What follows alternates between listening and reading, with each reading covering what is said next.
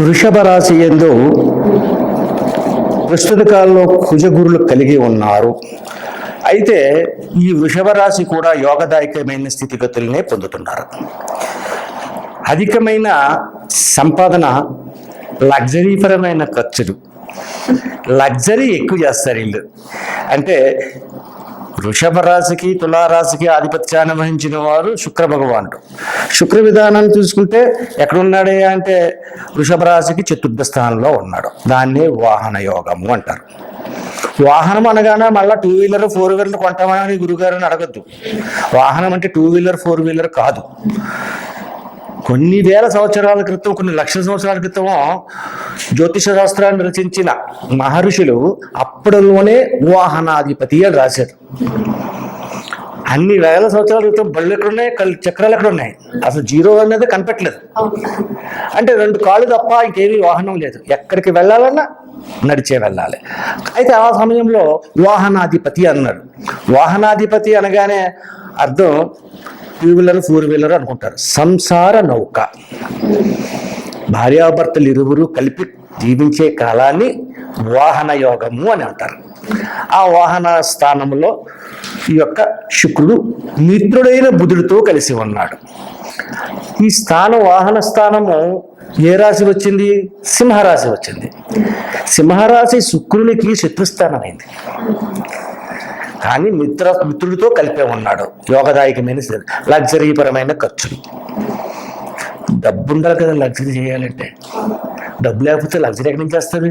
అయితే ఈ శుక్రుడు ఏం చేస్తున్నారు? వృషభ రాశి వారికి మీకు ఎంత కావాలో అంతే ఇస్తాను. 1,00,000 కావాలి, 1,00,000 ఇస్తాను, నువ్వు ఖర్చు పెట్టుకో, జల్సాగా ఖర్చు పెట్టుకో, ఆనందంగా ఖర్చు పెట్టుకో అని ఇస్తాను. కానీ ఎక్స్ట్రా అవ్వట్లేదు. మరి ఎక్స్ట్రా లేకపోతే ఆదాయం ఎలాగా? అవసరం తిరిగిపోతుంది, కుటుంబ అవసరాలు తిరిగిపోతున్నాయి, ఉన్న అవసరాలు తిరిగిపోతున్నాయి, ఉన్నదంతా ఇంకా ఏమైనా కావాలి అంటే లేదు అనే పరిస్థితి వస్తుంది. అయితే ఈ వృషభ రాశి కాదు, ఏ రాశి వారైనా జాతక ఫలితాలని మనం తెలుసుకునేది మధ్యతరగతి కుటుంబీకులకు. అపర కోటీశ్వరులకి జాతక ఫలితాలు చూడనవసరం లేదు, అవసరం లేదు. అడుగు 1,00,000 రూపాయలు 10 లక్షలు వచ్చినా ఒకటే, 10 లక్షలు పోయినా ఒకటే. ఇక బాగా నిరుపేదలు ఉంటారు, బెగ్గర్స్, వాళ్ళకి కూడా ఏ బాధ లేదు. ఇంత తింటాం లేదా 2 కాళ్ళు కడుపులో పెట్టుకుని చెట్టు కింద పడుకుంటాం. ఆ రకంగా ఉంటారు. మధ్యతరగతి కుటుంబీకులు ఉంటారు. అమ్మో 1వ తారీఖు సినిమాలో లాగా. ఈ మధ్యతరగతి కుటుంబీకుడు పైకి ఎక్కడం లేడు, కిందకి దిగడం లేడు. చిన్న చిన్న వ్యాపారాలు, చిరు వ్యాపారాలు చేసుకునే వాళ్ళకి పరిస్థితుల గురించి ఆలోచించుకోవాలి. ఈ జాతకాలు వాళ్ళ గురించి మనం చెప్పుకునేది. అంతేగాని పెద్ద పెద్ద కోటాను కోట్లు పెట్టి వ్యాపారం చేసే వాళ్ళ గురించి, అటువంటి వారికి కాదు. అది వాళ్ళకి వర్తించదు. ఇది మధ్యతరగతి కుటుంబీకులకు మాత్రమే వర్తిస్తుంది. ఇక వృషభ రాశి వారి యొక్క విధానంలో ఈ ఆగస్టు నెలలో వివాహ విధానాలు ఏమన్నా చేయడం జరుగుతారా? ఈ యొక్క ఆగస్టు నెలలోని శ్రావణ మాసంలోని 10వ తారీఖు వెళ్ళిన తర్వాత నుంచి ముహూర్తాలు, శుభముహూర్తాలు గోచరం అవుతున్నాయి. అది కొద్దిగా, ఎక్కువగా కాదు. అయితే ఈ వృషభ రాశి వారు డిసెంబర్ నెల వరకు కూడా పిల్లల వివాహాన్ని చేయలేరు. పిల్లల వివాహాన్ని చేయడం కష్టం. వివాహం కాని వారు కూడా కొంతమంది ఈ వీడియో చూస్తూ ఉంటారు. మీకు వివాహం కూడా 20వ తారీఖు రావాలి. డిసెంబర్ నెల 20వ తారీఖు రావాలి. అప్పటి నుంచి మీకు వివాహ యోగాన్ని ఎక్కువగా సంతరింపజేసుకుంటారు. అటువంటి విధంగా ఉన్నారు. ఇక వ్యాపార రంగంలో ఉన్నవారు, చిరు వ్యాపారాలు చేసుకునేవారు బాగానే ఉంది పరిస్థితులు. కానీ అంతంత మాత్రంగానే ఉంది. ఇందాక చెప్పుకున్నాం మనం, నీకు ఎంత కావాలో అంత ఇస్తాను. శుక్రుడు అన్నాడు, సంపూర్తిగా ఇవ్వను, నీకు మిగిలిపోయినా ఇవ్వను, నీకు ఎంత కావాలో అంతే వస్తుంది. ఆ విధంగానే వ్యాపారం సాగుతూ ఉంటుంది. ఇక ఇక్కడ ముఖ్యంగా ఒక వర్గాన్ని తీసుకోవాల్సి వస్తుంది. వ్యవసాయదారులు విధానాన్ని తీసుకోవాల్సి వస్తుంది. ఈ వ్యవసాయదారులకి ముందుగా అనుకున్న పంట కంటే తర్వాత అనుకునే పంట లాభిస్తారేమో అనే ఆందోళనకరమైన పరిస్థితి వస్తుంది. ముందు వరి వేయాలని అనుకున్నాడు, సరే వరి వేద్దాం అని అనుకున్నాడు. వేసే సమయానికి వచ్చేసరికి వరి కంటే పత్తి వేస్తే బాగుంటుందేమో అని ఇటువంటి మీమాంస సంబంధమైన వస్తుంది. కానీ వృషభ రాశి వారు ఎవరు చెప్పింది కూడా కాకుండా మీకు మీరుగా ముందుగా ఏ నిర్ణయం అయితే తీసుకున్నారో ఆ నిర్ణయాన్ని అమలుపరిచి ఆ పంటనే వేయండి. వ్యవసాయదారులకి శుభదాయకమైన ఫలితములు కలుగుతాయి. అటువంటి రకంగా ఉంది. అలాగే విద్యార్థులు ఉన్న పరిస్థితుల్లో ఇక్కడ కొంచెం నెగటివ్ చెప్పవలసి వస్తుంది. ఈ యొక్క జనరేషన్లో విద్యార్థులు చదువుతో పాటు ప్రేమ వ్యవహార విధానాన్ని నడుపుతున్నారు. ఇది ఎందుకు చెప్పవలసి వస్తుందంటే వృషభ రాశి నుండి వాహన క్షేత్రంలో బుధ శుక్రుల కలయిక, దానివల్ల ప్రేమ విషయంలోకి వెళ్తారు. దానివల్ల ప్రేమ విషయంలోకి వెళ్ళారండి, తప్పండి గురుగారు? కాదు, ప్రేమకు వ్యతిరేకం కాదు. అలాగని చెప్పేసి ప్రేమను కూడా కొన్ని సందర్భాల్లో ప్రోత్సహించను. శత్రుస్థానమైన రవిస్థానంలో శుక్రబుధులు ఉన్నారు చెప్పాను. ఈ యొక్క ప్రేమకు సంబంధమైనటువంటి విధానం కలిగించేది కూడా శుక్రబుధులే. చంద్రకేతువులు, కుజుడు, ఇవన్నీ ప్రేమ విషయంలో ఉంటే బుధుడు ఎప్పుడైతే అక్కడ ఉన్నాడో ప్రేమతత్వంలో తీసుకెళ్ళిపోతుంది. ప్రేమించితే ఏం జరుగుతుంది? లవ్ ఏం జరుగుతుంది? అంతకంటే ఏం జరగదు. ఇబ్బందికరమైన పరిస్థితులు పొందుతారు. కాబట్టి ఈ యొక్క శ్రావణ మాసంలో 9వ తారీఖు దాటిని కానించి 9వ తారీఖు నాడు అంటే గరుడ పురాణము, గరుడ పంచమి అని చెప్పేసి ఉంది. గరుడ పంచమి అంటారు ఆ రోజు. మన క్యాలెండర్లో ఎత్తుకున్న, పంచాంగంలో ఎత్తుకున్న మాకు తెలుస్తుంది. గరుడ పంచమి 9వ తారీఖు నాడు. 10వ తారీఖు నాడు స్కంద షష్ఠి. ఈ యొక్క గరుడ తత్వ విధానంలో ఉంది కాబట్టి ప్రేమతత్వానికి ఎక్కువగా ఎదరికి వెళ్ళకూడదు. నష్టపోతారు. నష్టపోయి కష్టాల పాలవుతారు. ముఖ్యంగా మగపిల్లలు. ఇందులో మగపిల్లలు ప్రేమతత్వంలో నష్టపోయే పరిస్థితులు కలుగుతున్నాయి. ఇటువంటి స్థితిగతుల్లో వృషభ రాశి వారు ఉన్నారు. అయితే ఉద్యోగ రంగంలో వారికి లాభదాయకమైన పరిస్థితులు వస్తున్నాయి. వ్యాపార రంగంలో అంత మాత్రంగా ఉన్నా కూడా ఉంటుంది. ఇటువంటి ఇక విదేశీ గమనం చేయడానికి అవకాశం ఉన్నదా ఈ యొక్క ఆషాఢ మాసంలో ఈ యొక్క వృషభ రాశి? విదేశ గమనము అనగానే రాహు గురు సంబంధితమైనది. కానీ ఇక్కడ ఏమైంది? కేతు దృష్టి వచ్చి వృషభ రాశి మీద పడింది. ఎప్పుడైతే కేతు దృష్టి వచ్చి వృషభ రాశి మీద పడిందో ఇబ్బందికరమైన స్థితికి గురవుతారు. వృషభ రాశి యందు ఉన్న గ్రహాలు గురుకుజులు అనుకున్నాము. గురుకుజులకి ఇద్దరికి కేతువు మిత్రుడే, శత్రువు కాదు. కానీ క్షేత్ర విధానాన్ని శుక్రక్షేత్రంలో ఉన్నాడు. ఆ శుక్రుడు శత్రువు అయ్యాడు వీళ్ళందరికీ.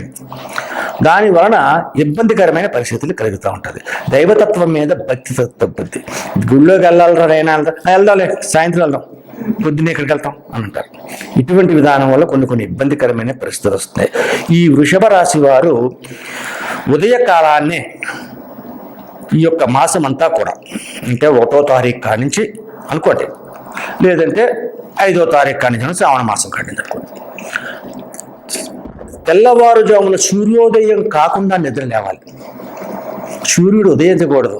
ఈ వృషభ రాశి వారికి శుభదాయకమైన ఫలితములు పొందాలంటే సూర్యోదయం కాకుండా నిద్ర లేచి స్థానపానాదులు అయిన తర్వాత శివాలయ దర్శనం చేసుకోవాలి. ఏమండి ఒకరోజు చేసుకోవాలా?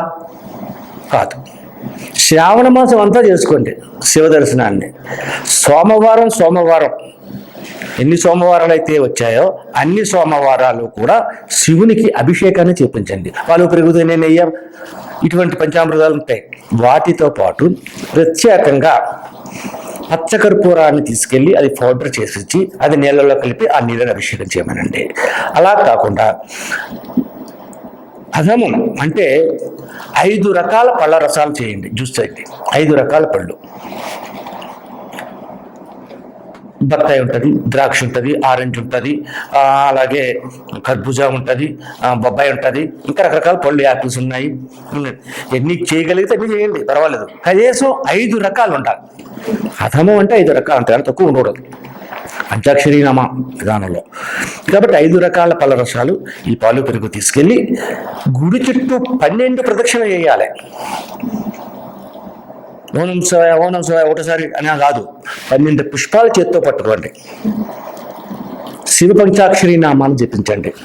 తిరగండి, ఒక పుష్పాన్ని తీసి అధ్వజస్తంభం మీద పెట్టండి. తదుపరి మళ్ళా తిరిగి పెట్టండి. మీ చేతిలో పువ్వులు అయిపోతే మీరు 12 ప్రదక్షిణలు చేసినట్టే అయిపోయింది. ఆ 12 ప్రదక్షిణలు చేసిన తర్వాత శివాలయం లోపలికి వెళ్ళి ఈ గర్భగుడిలోకి అనుమతించే శివాలయాలు కొన్ని ఉంటాయి, అనుమతించనివి కొన్ని ఉంటాయి. అనుమతిస్తే మంచిదే, అనుమతించకపోయినా కూడా మంచిదే. ఆ దగ్గర పంతులు గారికి ఇచ్చి అయ్యా అభిషేకం చేయమనండి. అభిషేకం చేస్తున్నంతసేపు గర్భాలయం దగ్గర కూర్చునో లేకపోతే నిలబడడం కష్టం అవుతుంది. మరి అంటే అభిషేకం అయ్యేసరికి 1 గంట సమయం పడుతుంది. నిలబడడం అంటే కొంచెం కష్టంగా ఉంటుంది కాబట్టి కూర్చునే ఆ చేతులు జోడించుకుని ఆ శివలింగాన్ని అభిషేకాన్ని చూస్తూ శివ పంచాక్షరి నామాన్ని జపించుకోండి.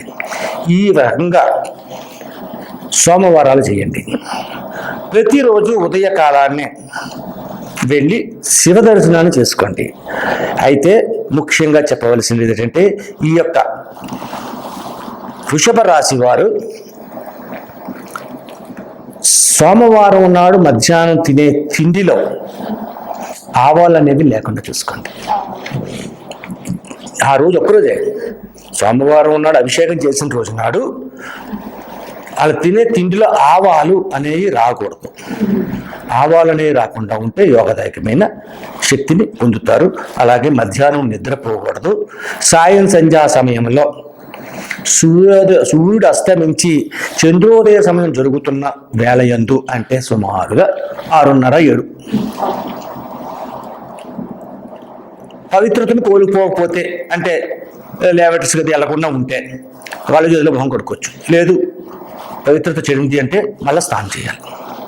స్నానం చేసి శుభ్రంగా విభూతిని ధరించి శివాలయానికి వెళ్ళాలి. మళ్ళీ కూడా శివాలయానికి వెళ్ళి శివ దర్శనం చేసుకుని నమస్కరించుకుని అక్కడ కూర్చుని 10 నిమిషాలు ఆ తదుపరి ఇంటికి వచ్చిన తర్వాత కాఫీ, టిఫిన్ లేకపోతే పళ్ళు, పాలు ఇటువంటివే తీసుకోవాలి. కానీ భోజనం అనేది చేయకూడదు. అలాగే కటిక నేల మీద కాదు, కానీ కొంచెం చాపేసుకుని దుప్పటేసుకుని నేల మీద, మంచం కాదు, కాట మీద ఉంటామని అంతే, మామూలుగా బల్ల మీద పడుకుంటామండి అంటే కాకుండా మామూలుగా కింద చాపేసుకుని పడుకోండి. బ్రహ్మచర్య దీక్షని పాటించండి ఈ సోమవారం నాడు. కానీ ఈ రకమైనటువంటి పరిస్థితుల్లో ఉంటే అన్ని రంగముల్లో ఉన్న వారికి కూడా శుభదాయకమైన ఫలితములు అత్యంతగా పొంది ఉన్నతమైన స్థితిగతులు పొందుతారు అని ఈ శ్రావణ మాసంలో వృషభ రాశి వారి ఫలితములు ఈ రకంగా ఉన్నాయి.